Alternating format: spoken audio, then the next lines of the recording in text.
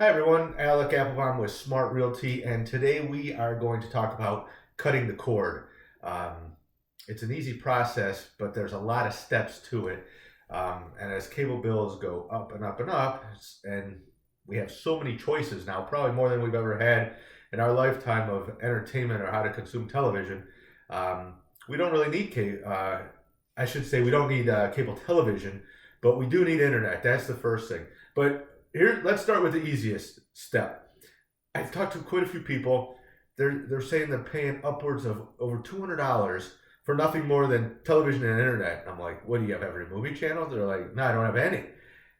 That's crazy. First thing you need to do, easiest step if you don't want to do anything else, call your cable provider.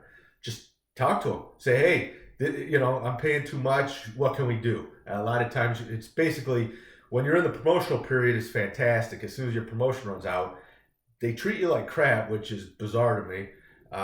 And they just don't do much. But sometimes if you talk to them, you'd be surprised how much you can lower your bill. So that's the easiest way. Um, the next step is, let's say you don't even want cable TV. You're going to need internet. A bunch of the cable companies, they limit you in terms of how much data you can use. You've got to find an unlimited plan. Comcast offers it. It's $90 a month. Wow, which if you can get it in your area, that's a really great deal because it's super fast speeds. For I think it's about $45 a month. At least these are promotional prices. So after your first year or two, they're going to go up. But that's the key. If you don't have unlimited internet, this is not going to work because everything you are going to do, or 99% of what you are going to do, is streaming. That's all bandwidth. That's all you need. A good speed, and you need to have no data caps. Otherwise, plan on just keep cable television. So what I had to do the chat with a household of other people that will gladly share their opinion with you, and it's never the same as yours. How do you make it as painless as possible and keep it as um, similar as possible? Well, first thing you need is an antenna. Here's an example of one: white on one side, black on the other. These have to go in windows, and a lot of times this is an oddly shaped one, but it got good reviews, and I found it was no different than my little square one that goes in the windows. They make them amplified.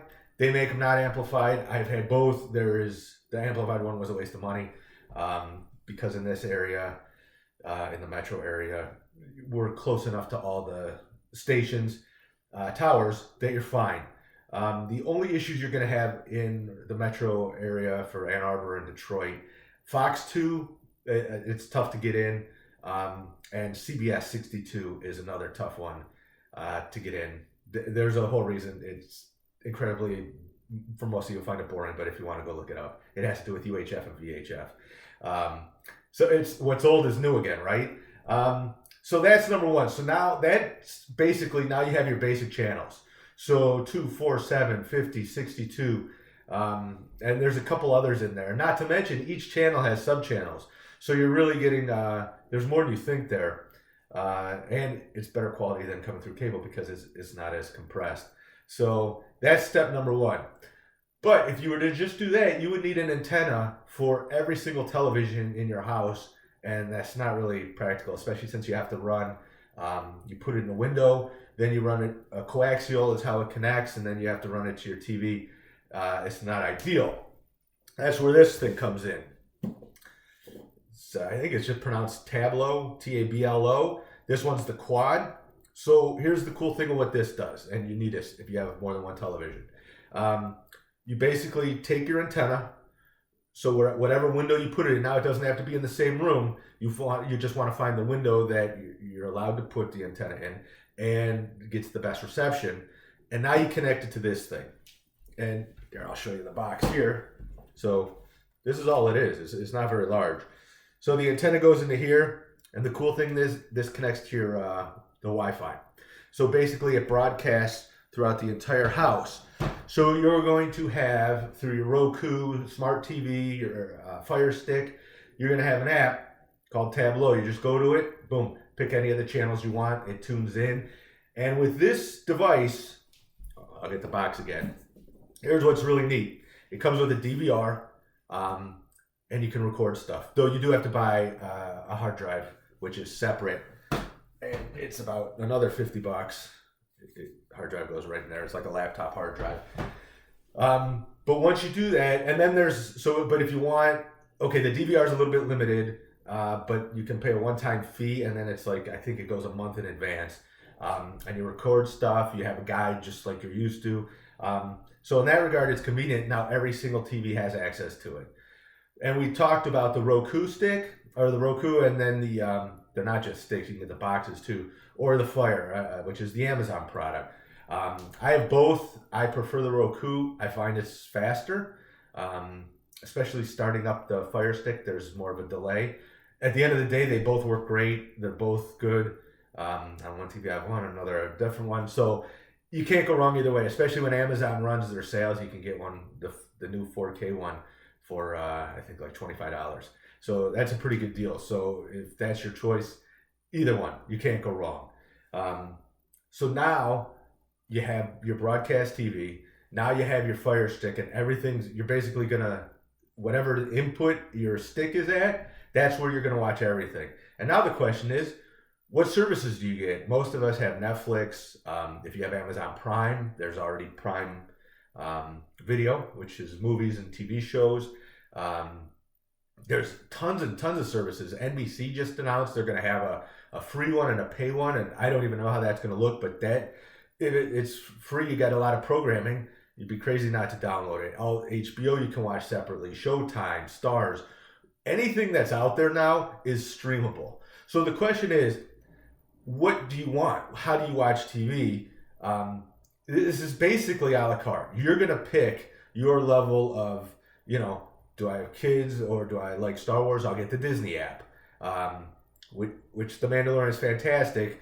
But the rest of the content, I mean, is it worth it? Eventually it will be. But usually when the services are so new, the content's not there. That's what Netflix is spending so much money on, to create all these shows so we don't get bored. And apparently we get bored pretty easily. And they've essentially canceled Mindhunters, which doesn't make me happy. So that's the key. What do you watch? What shows do you watch? And you can change constantly. If you have HBO and you're watching a show and it cut The Watchmen, for example, well, we're done with that. Is it coming back? As of right now, no.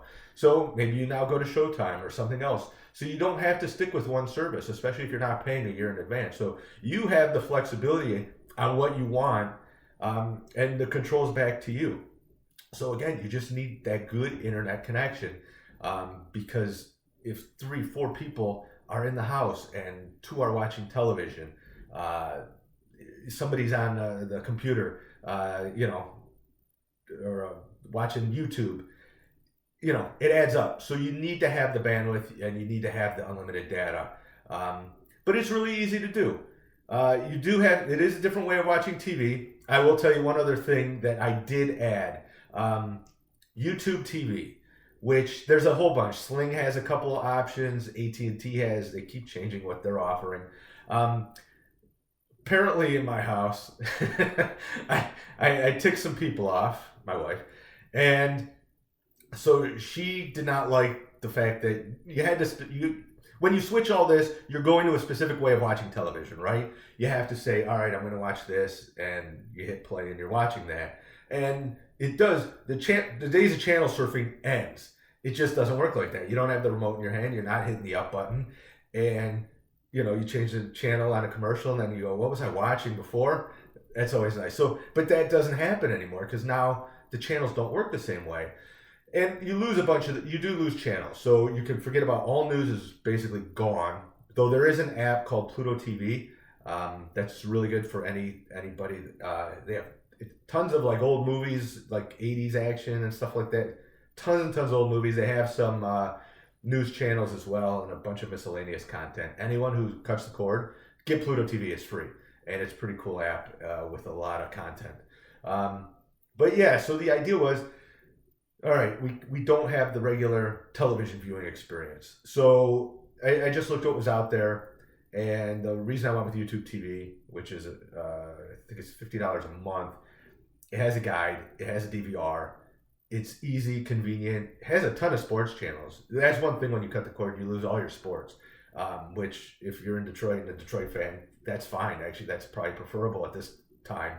Um, and I was good with that. YouTube has it all. I wish they offered an option without it, because if you ever break down your cable bills, you're paying a ton in these sports fees. And if you're not watching that much sports, it's really a waste of money. Um, but so that, yeah, so I added YouTube TV, which has like TNT, USA, all the locals are on it. So I don't need the antenna anymore, which is really convenient, I'll admit. Um, it has a whole bunch of I would say the cable essentials and basic cable are included in YouTube TV. All the news channels, CNN, um, I think Fox, MSNBC, they're all there. BBC's there, so you don't miss Doctor Who. Um, though that's going to be on the new HBO service. So again, HBO is about to expand their service, I think, in another few months here. So more options. So that's it. It's a trial and error. It's to see what you like. At the end of the day, it's not really. I mean, if you're paying over $200 a month, you're going to save money. There's no doubt about it. But if you're coming off a promotional period, um, it's not a big savings, to be honest. Um, Maybe a little bit. The only difference is you're controlling what you're watching. So, you know, there's a whole bunch. I think in mine, the Golf Channel never got watched. Lifetime, not by me. There's a whole bunch of channels on the basic tier of Comcast or Wow or whatever that you never watch. Now you don't have that. So now, is it worth getting HBO instead of this? Yeah, it makes sense in certain ways. So the power's in your hand, and basically that's the difference. You design your television package. So that's it. That's the basics on how you get started. It's Tablo is if you want the locals, but if you go YouTube TV, you don't need to go with that because you have the locals. So there's trade-offs on how you want to approach it. And that's it. That's a good starter guide. Everything I watched, it kind of guides you, but you're on your own. If you have any questions, shoot me a message. I'll be more than happy to answer them as best I can. And good luck and enjoy all the television now at your fingertips.